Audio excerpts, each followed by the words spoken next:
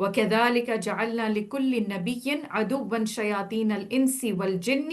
يُوحِي بَعْضُهُمْ إِلَى بَعْضٍ، یعنی ہر دعوت حق کی طرف دعوت دینے والے کے اوپر اس طرح سے شیاطین، اور بعض دفعہ وہی شیاطین لوگوں کے ساتھ مل کر اس طرح کی باتیں القاء کرتے رہتے ہیں یا ان کے پیچھے پڑ جاتے ہیں، جسے ہم کہتے ہیں نا. تو اس طریقے سے وہ لوگوں کے دلوں میں اس طرح کی باتیں اور خیالات ڈالنا شروع ہو جاتے ہیں اور اس کام میں رکاوٹ پیدا کرنے کی کوششیں کرتے رہتے ہیں. تو حق کو حق نہ دیکھنے کی ایک بڑی وجہ کیا ہوتی ہے کہ دوست اور ساتھی جو انسان کے ارد گرد ہوتے ہیں وہ ایسے ہوتے ہیں جو انسان کو ان چیزوں کا اصل رخ جو ہے وہ دیکھنے نہیں دے رہے ہوتے.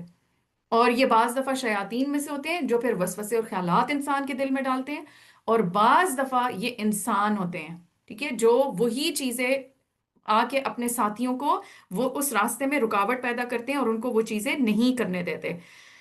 تو قتادہ اور مجاہد کے مطابق وہ کہتے ہیں کہ جس طرح جنوں میں شیاطین ہیں ویسے ہی انسانوں میں بھی شیاطین ہوتے ہیں.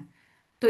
یعنی اصل بات تو یہ نا کہ حق کے راستے سے رکاوٹ، اب وہ چاہے جن ڈالے چاہے وہ انسان ڈالے. اور مالک بن دینار کہا کرتے تھے کہ مجھ پر انسانوں کے شیطان جنوں کے شیاطین سے زیادہ سخت ہیں، اس وجہ سے کہ جب میں تعوذ پڑھتا ہوں، تعوذ کیا ہوتا ہے؟ اعوذ باللہ من الشیطان الرجیم، کہ جب میں تعوذ پڑھتا ہوں تو جنوں کا شیطان مجھ سے دور ہو جاتا ہے، لیکن انسانوں کا شیطان میرے پاس آ کر مجھے علل اعلان نافرمانیوں کی طرف گھسیٹ کر لے جاتا ہے. یعنی بعض دفعہ وہ انسانی شکل میں ہی ہوتے ہیں، انسان ہوتے ہیں، ہمارے عزیز ہوتے ہیں، ہمارے پیارے ہوتے ہیں،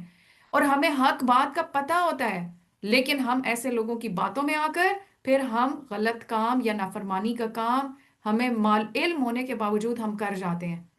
آپ دیکھیں جس طرح آپ صلی اللہ علیہ وآلہ وسلم کے چچا حضرت ابو طالب جو تھے، ان کے ساتھ کیا ہوا تھا کہ جب وہ ان کی فوتگی کا وقت آیا تو آپ صلی اللہ علیہ وآلہ وسلم ان کے پاس تشریف لے کر آئے، ان سے کہا کہ اے چچا جان، آپ کلمہ پڑھ لیں تاکہ قیامت کے روز میں اس کو حجت کے طور پر پیش کر سکوں.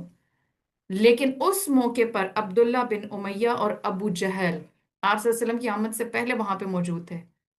اور وہ بار بار ابو طالب سے کیا کہتے تھے کہ کیا تم عبد المطلب کے دین کو چھوڑ دو گے؟ کیا تم عبد المطلب اپنے باپ دادا کے دین کو چھوڑ دو گے؟ اور اس موقع تک وہ یہ کہتے رہے کہ آخر کار ابو طالب نے آخری جو بات کہی منہ سے نکالی وہ کیا تھی؟ عبد المطلب کے دین پر. تو بعض دفعہ اس طرح کی جو لوگ ہوتے ہیں یا اس طرح کے جو پریشرز ہوتے ہیں اس کے اندر آ کے انسان حق کا راستہ حق جانتے ہوئے بھی چھوڑ دیتا ہے.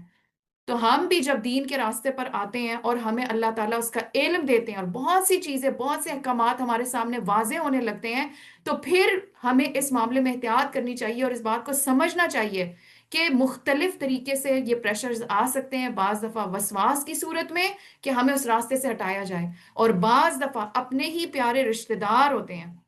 دوست ہوتے ہیں، اور ان کے بھی مختلف طریقے ہوتے ہیں، کبھی مذاق اڑا کے، کبھی بہت سارے اعتراضات کر کے، کبھی کوسچنز کر کے، اور کبھی کنونس کر کے. جیسے اگر کسی نے حجاب لینا شروع کر دیا تو بار بار اس کی فرینڈ سرکل یہ کہ اس سے کیا فرق پڑتا ہے اور تم کون سا پراپر حجاب لے رہی ہو اور اس حجاب کا تو ویسے بھی فائدہ نہیں، یہ بہت ساری ایسی باتیں کر کے اس کو ڈسہارٹ کر کے پھر واپس اس چیز سے ہٹا دینا. کسی نے میوزک چھوڑ دیا تو پھر اس کو سارے رشتہ دار مل کے یا گھر میں کچھ لوگ مل کے بار بار اس بات پہ لے کر آئیں کہ نہیں میوزک تو اسلام میں جائز ہے یا کوئی بھی اسی طرح کی بات. تو یہ اصل میں اللہ سبحانہ وتعالیٰ کیا فرماتے ہیں کہ اسی طرح ہم شیطان انسانوں اور شیطان جنوں کو ہم نے ہر نبی کا دشمن بنایا، اور ان کا کام ہے کہ یہ ایسی باتیں القاء کرتے رہتے ہیں، ایک دوسرے پر خوشایند باتیں کرتے رہتے ہیں. اور آپ دیکھیں آیت نمبر 113 میں اللہ سبحانہ تعالیٰ کیا فرماتے ہیں کہ وَلِتَسْخَى إِلَيْهِ أَفْئِدَةُ الَّذِينَ لَا يُؤْمِنُونَ بِالْآخِرَةِ وَلِيَرْدَوْهُ وَلِيَقْتَرِفُوا مَا هُمْ مُقْتَرِفُونَ. یعنی کیوں اللہ تعالیٰ ان کو ایسا کرنے دیتے ہیں؟ اللہ سبحانہ تعالیٰ فرماتے ہیں یہ سب کچھ ہم انہیں اس لیے کرنے دے رہے ہیں کہ جو لوگ آخرت پر ایمان نہیں رکھتے ان کے دل اس خوشنما دھوکے کی طرف مائل ہوں. تو آخرت پر یقین اصل میں انسان کو جمائے رکھتا ہے، لیکن جس کا آخرت پہ یقین کمزور ہوتا ہے وہ پھر ایسی باتوں کا شکار ہو جاتا ہے، اور وہ اس سے راضی ہو جائیں اور ان برائیوں کا اکتساب کریں جن کا اکتساب وہ کرنا چاہتے تھے. کیونکہ آپ دیکھیں کہ شیطان بہت سارے لوگوں کو ورغلاتا ہے، یا اسی طریقے سے لوگوں کی طرف سے پروپیگنڈے کسی ایک بندے کو تو نہیں آتے، بہت سارے لوگوں کو ہو رہے ہوتے ہیں، لیکن اثر کون لے لیتا ہے ان باتوں کا؟ جس نے عمل کرنا ہوتا ہے اس کو ساری دنیا بھی مل کے روکے. آپ دیکھیں ابراہیم علیہ السلام کی مثال میں کہ کس طریقے سے ان کے اپنے والد، ان کے اپنے تمام وہ جو علاقے والے تھے، کوئی بھی توحید پر نہیں تھا. Not even a single person. اور ان کو کہاں تک ان کو ظاہر ہے لے کر گئے وہ سارے لوگ کہ ایک بڑا سا آگ کا الاؤ تیار کیا گیا. کتنا ٹائم اس کو جلایا گیا، حضرت ابراہیم کو آگ میں پھینکا گیا، وہ تو نہیں بدلے، وہ تو نہیں پلٹے. تو جتنا یقین پختہ ہوتا ہے تو اس طرح کے حملے انسان کے اوپر کوئی اثر نہیں کر رہے ہوتے. ایک نہیں، چاہے سارے کے سارے بھی خلاف ہو جائیں. لیکن اگر یہ ایمان کمزور ہے نا آخرت پر، اور اندر سے ہماری اپنی نیت بھی ٹھیک نہیں ہے، ہم خود بھی اتنے پکے نہیں ہیں، پھر ہمارے اوپر یہ باتیں اثر کرتی ہیں. اور پھر ہم لوگوں کی، جیسے میں نے کسی ایک کا سنا تھا، انہوں نے بڑی ہمت کر کے اور اسی طریقے سے دورہ قرآن سنا اور انہوں نے حجاب لینا شروع کر دیا. لیکن جب وہ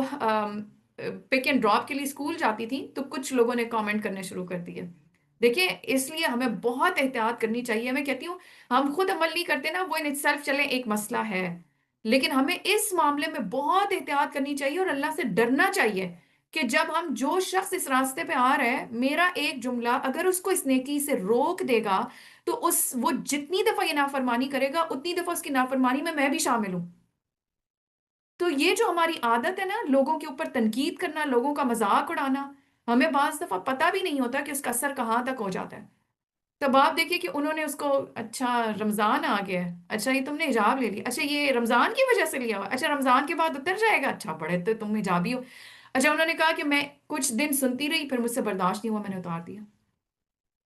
تو اب آپ دیکھیں، ٹھیک ہے ایک طرف تو یہی ہے کہ لوگوں کے جو حملے ہوتے ہیں وہ کتنے شدید ہوتے ہیں کہ ایک طرف شیطان کے وسوسے ہیں، ان کا مقابلہ کر لیا تو اب لوگ سامنے آ کے کھڑے ہو گئے، اب وہ باتیں کرنے لگے، اب ان کا مقابلہ کرنا ہے. لیکن اس میں اس آیت سے کیا بات پتہ چلتی ہے کہ جتنا آخرت پر یقین پکا ہوگا اور جتنا انسان خود اس چیز سے بچنا چاہے گا تو ان چیزوں کا وہ کوئی اثر نہیں لیتا. وہ ہر ایک کا مقابلہ کرنے کو تیار ہو جاتا ہے، حق راستے کو نہیں چھوڑتا. لیکن جس کے اپنے اندر کمی ہو، جس کا اپنا آخرت میں ایمان کمزور ہو، جو خود اس برائی کی طرف مائل ہو، تو ایک ہلکا سا دھکا اسے چاہیے ہوتا ہے، وہ پھر واپس اسی طرف لڑک جاتا ہے.